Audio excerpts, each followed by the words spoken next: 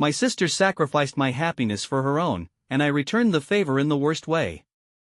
Growing up, it was just me and my older sister, Rachel. Our parents died in an accident when I was 5, and she never truly got over it. She would always say we only had each other, and for most of my life, I believed that.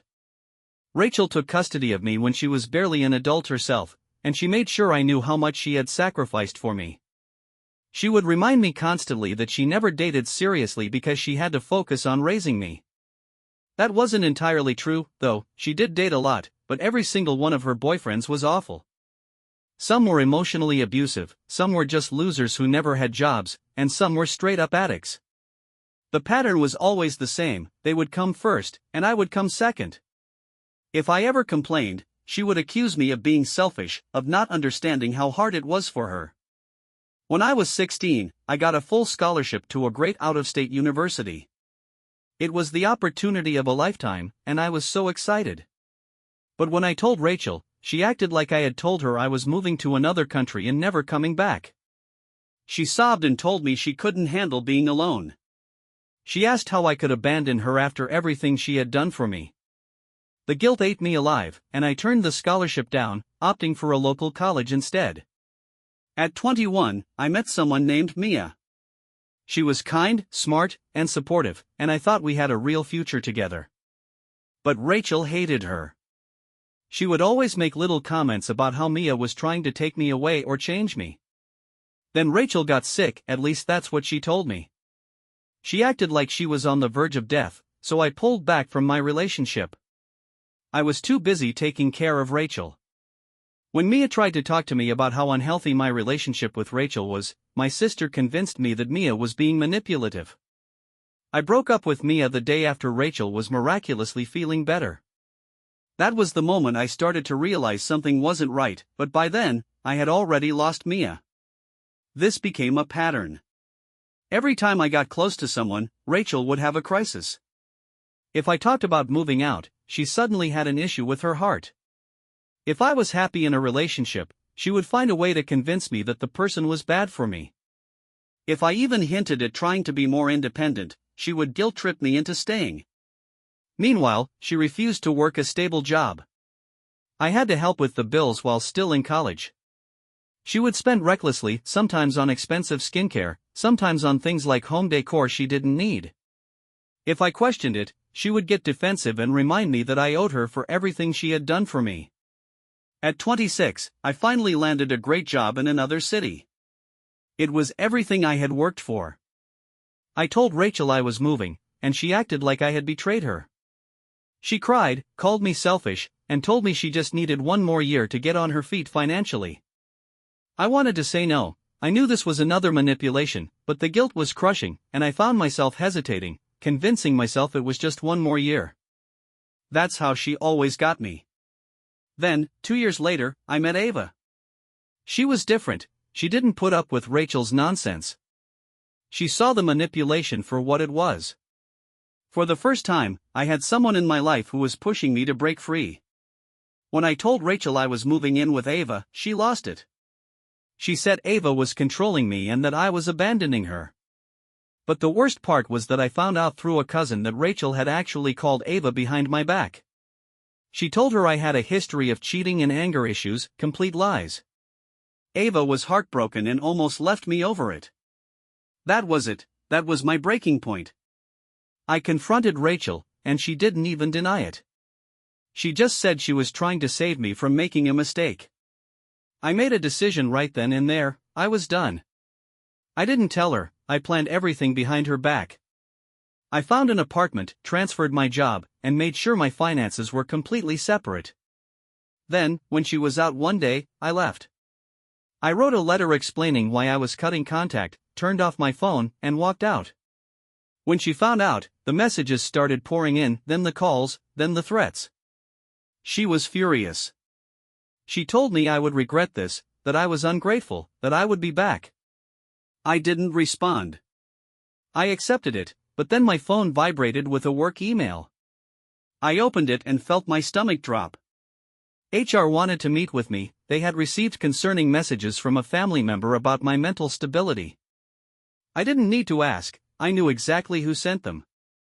I called HR right away and explained the situation as carefully as I could, making sure they understood I was dealing with a personal issue, not a real concern. Thankfully, they were understanding, but it was a warning she wasn't going to stop. By the time I got back to the living room, Ava was already scrolling through her phone, her face tense. She turned the screen toward me. Rachel had taken to Facebook, posting a long message filled with paragraphs of lies. She claimed I had abandoned her with no warning, that I had taken all her money, and that I had changed since meeting Ava, now under her spell. She called Ava a gold digger. The comments were filled with relatives, some defending me, others asking what was going on, and a few had already sent me messages urging me to call my sister, saying she raised me and that I couldn't just cut her off. Family is family. Ava was furious. She told me this wasn't going to stop unless I set clear, unbreakable boundaries. I knew she was right, so I blocked Rachel on everything: phone, email, social media had gone. That same night, my cousin called. He told me Rachel wasn't broke like she claimed, she had money but wasn't using it wisely. She had been gambling online poker, scratch-offs, lottery tickets. She had always played, but I never realized how much until now. This wasn't about money, it was about control. The next morning, I wrote Rachel a final email. I told her I was done, that I wasn't going to be manipulated anymore, and that I wasn't responsible for her choices. I warned her that if she kept trying to contact me, I would take legal action. I pressed send, and the response came almost immediately, a single line: "You'll regret this." That night, she showed up again. This time, we didn't wait. Ava called the cops before Rachel even had a chance to start pounding on the door. By the time they arrived, she was already gone, but I knew this wasn't over. Blocking her didn't stop her, neither did ignoring her. She had already shown up at my apartment twice, and after I called the cops, I thought she would finally back off. I was wrong. It started small, vague messages from family members asking if I was okay. Then I noticed my name appearing in social media rants. When I ignored all of it, she escalated. First, the messages turned threatening, then came the calls, blocked numbers, voicemails filled with wailing accusations. I still didn't respond. That's when she showed up at my job. Security called me before I even knew what was happening. Rachel had walked into the lobby and demanded to see me, making a scene about how she was my guardian and needed to talk to me about a serious emergency. She refused to leave. I didn't go down to see her. I stayed in my office, listening to security handle it over the phone. She escalated quickly, her voice rising with accusations, claiming she was being abandoned and that I was being manipulated. It took 2 security guards to escort her out. By the time I left work that day, I had already called a lawyer. I wasn't waiting anymore. The next morning, I started the process for a restraining order. I filed every message, every email, every call log. I included the incident at my workplace and her showing up at my apartment. I wasn't going to let her ruin my life any longer. That night, my phone lit up with an unknown number. The voicemail was her crying, wailing, gasping between words, acting like I had ripped her entire life away. She said she had nothing left, that I had destroyed her, that I was heartless. Then came the family messages: aunts, uncles, cousins. They came out of nowhere. Some were furious, some were confused, and some were trying to be neutral. She raised you, you can't just abandon her like this. She's really struggling, you should be there for her. Maybe she made mistakes, but she gave up everything for you. Ava scrolled through the messages on my phone, shaking her head. She was done with this. She told me if I didn't set a hard boundary, this would never end. The next day, my lawyer told me to keep documenting everything. If my sister tried anything else, I needed proof. Then, as if on cue, my cousin called. Apparently, Rachel was in the hospital, a health scare, something about her heart. It didn't make sense, I didn't acknowledge it. 2 days later, I found out she wasn't struggling like she claimed. Rachel had moved in with an old boyfriend, someone she had dated years ago, someone who had always let her use him for money and shelter. She wasn't homeless, she wasn't abandoned, she wasn't alone. She was just mad that she wasn't in control anymore. A week later, the restraining order was granted. She couldn't come near me, my apartment, or my workplace. If she did, she'd be arrested. Ava and I sat in our apartment that night for the first time in weeks without any interruptions, no banging on the door, no phone calls, no family messages blowing up my phone. Then we checked Facebook. Rachel had posted again, this time a full rant about how I had turned against her and ruined her life. She called me abusive, claiming she had spent her entire life raising me only for me to betray her. But the comments were different this time. Instead of support, there were people questioning her, asking for proof, pointing out inconsistencies. Some even defended me. A few relatives reached out again, but this time it was different. I think we were wrong. I'm sorry for doubting you. I see it now. For the first time, I wasn't drowning in guilt. For the first time, I felt free. The restraining order changed everything. My phone was silent, no more calls, no more unexpected visits, no more family messages pressuring me to make things right. For the first time in my life, I wasn't looking over my shoulder. Weeks passed, my job was going great, and Ava and I were finally settling into our life without constant interruptions. Then one day, a cousin reached out. He wasn't calling to guilt trip me, he just thought I should know that Rachel had been evicted. Her old boyfriend had kicked her out, apparently realizing she had no access to my money anymore. He got tired of supporting her. She had no job, no savings, and nowhere to go. She tried staying with friends, but that didn't last long. She had burned too many bridges. People started distancing themselves. The drama, the lies, the manipulation, no one wanted to deal with it anymore. Even the family members who used to defend her were slowly backing away. Some of them still reached out to me, but their messages had changed. I see it now. I had no idea how bad it really was. I'm sorry for doubting you. Without my support, Rachel had nothing to fall back on. Ava and I had a quiet dinner that night, no interruptions, no stress. My job was stable, our home was peaceful. For the first time in a long time, my life was mine. But then, out of nowhere, an email appeared in my inbox. No subject, just a single line, I just want to talk. I didn't respond. A day later, another message, I've changed. I'm different now. Just one chance, please. Blocked. Then another message came, this time through a different family member. She was sorry, she never meant to hurt me. She just wanted to explain. But the explanation was the same as always, how I misunderstood her intentions, how she only ever tried to protect me. She still wasn't taking responsibility. I ignored it. Then the final straw came. An aunt called to tell me Rachel had stolen money from a relative, a significant amount. It was over after that. No more excuses, no more defenses. That was the moment the family finally cut her off for good.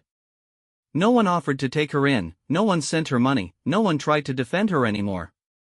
She was alone, and I was finally free. Cutting her off should have been the end of it, the restraining order, the blocked numbers, the family finally seeing through her lies. It should have been over, but it wasn't. One evening, my phone rang with an unknown number. I already knew who it was before I answered. Her voice was frantic, desperate. She begged me to listen. She had changed, she had learned her lesson.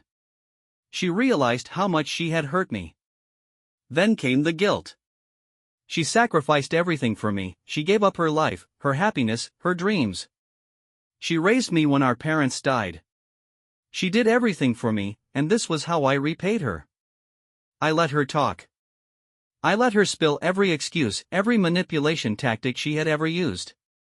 Then, calmly, I told her the truth, she didn't sacrifice anything for me. She sabotaged me. She controlled me. She made sure I never had a life of my own, and now she was facing the consequences of her own actions. The sobbing started, the wailing, the gasping between words, like the world was ending. I hung up. She called back, blocked. A few hours later, onto the streets by her heartless sibling and needed money to survive. The description was full of lies, how I had stolen from her, how I had turned my back on her when she needed me most, how she was completely alone and just needed a little kindness. It gained traction, and people started donating. But then something happened that she didn't expect. People started asking questions.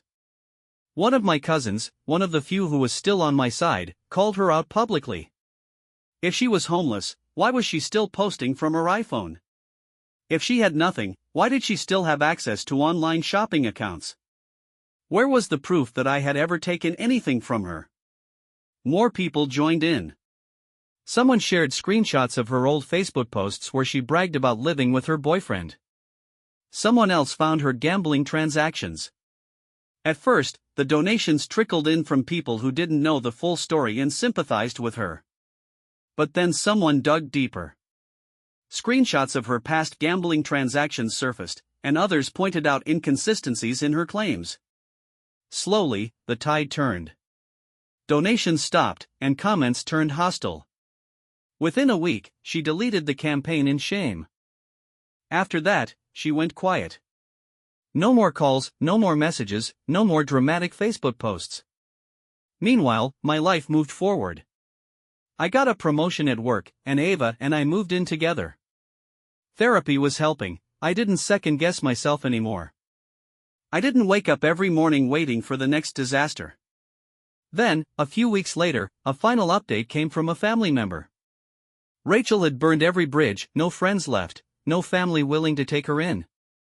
She was couch surfing, jumping from one person to the next, each time getting kicked out faster than before. For the first time in my life, it wasn't my problem anymore. After the GoFundMe disaster and her couch surfing streak, Rachel faded into the background. No more messages, no more dramatic Facebook posts.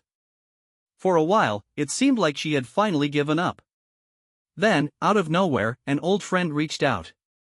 He had news. Rachel had a new victim, a 22-year-old guy she met through church. Apparently, she had spun the same story she always did, the struggling sister who sacrificed everything, abandoned by her heartless sibling, just looking for someone who understood her pain.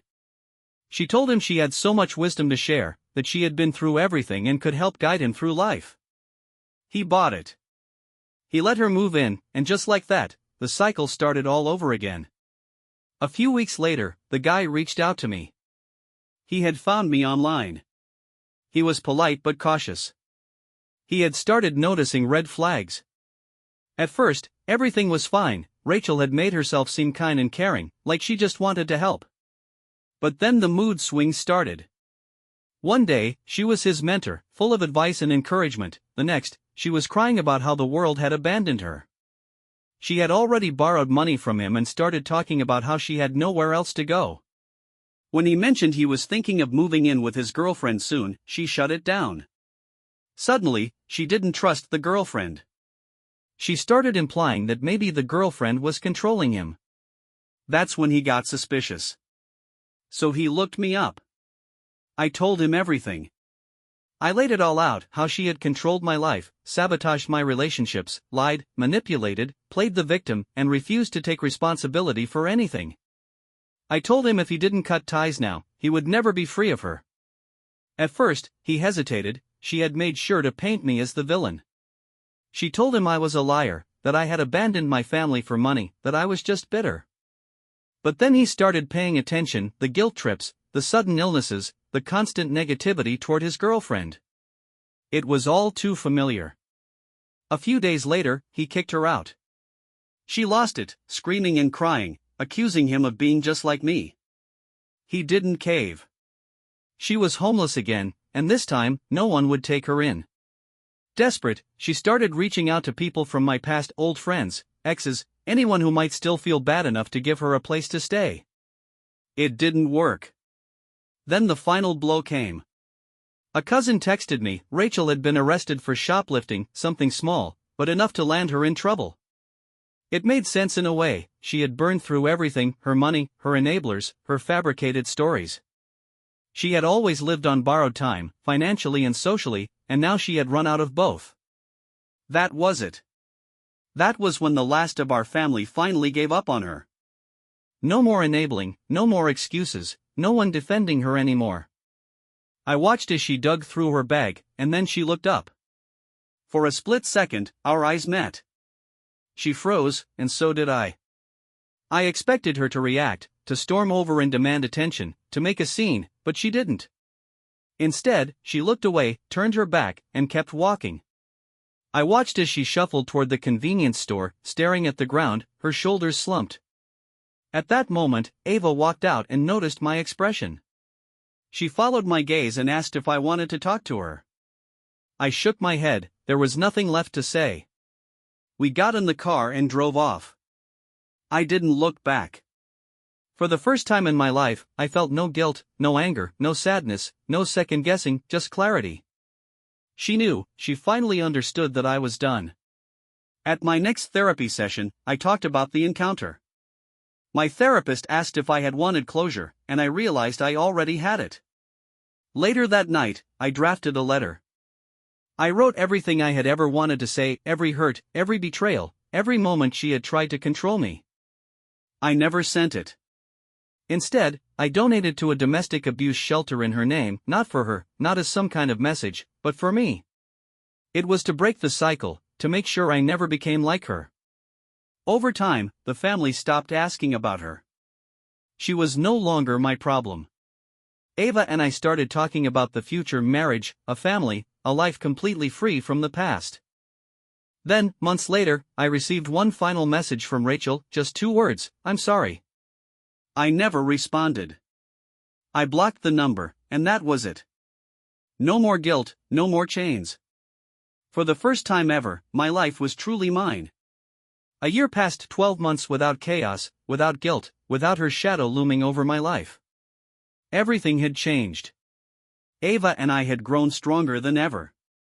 She had been my rock through everything, and now we were engaged. We found a place together, our home, not just a place to escape to. My career took off, another promotion, more stability, more control over my future. For the first time, my life wasn't about putting out fires, it was about building something real. The family finally backed off, no more calls, no more messages asking me to make peace. The ones who used to pressure me saw it now, they realized there was no fixing what was broken. One afternoon, I got a text from a cousin, a quick, casual update. Rachel was still struggling, no job, no stable place to stay, burned every bridge she had left. For the first time, I felt nothing, no anger, no sadness, no pity, just acceptance. She had made her choices, and I had made mine. I talked about it in therapy that week. My therapist nodded, listening as I went through it all: the past, the guilt that used to eat me alive, the way my life had changed. She said something that stuck with me: survival isn't the same as happiness. For years, I had been surviving, now I was finally living. One night, I sat down and wrote a post on Reddit, anonymous, no details that could trace back to me. It was just a message for anyone trapped in the cycle, for the people who felt guilty for wanting to escape, for those who had been told their entire lives that they owed their siblings something, for those who still felt the weight of obligation even when they knew it was destroying them. I told them what I had learned: the power of boundaries, the freedom that comes when you stop letting guilt control you. The post blew up, hundreds of responses, people thanking me, people sharing their own stories. Some were still trapped, some had made it out, and some were just realizing they needed to. That's when it really hit me: this was bigger than just me. Rachel had tried to control my life, she had tried to keep me stuck. She failed. I was free, and I would never let my future children go through what I did. The cycle ended with me. At my next therapy session, I told my therapist about everything: the post, the engagement, the life I had built. She smiled and said 4 words: "You made it through." For the first time, I believed it. That night, Ava and I sat outside, looking at our new home, a life we built together, a future we could finally focus on. No more guilt, no more weight on my shoulders, just peace. As I closed the chapter for good, I realized the best revenge wasn't anger, it wasn't proving a point, it wasn't waiting for karma. It was this: a life well lived.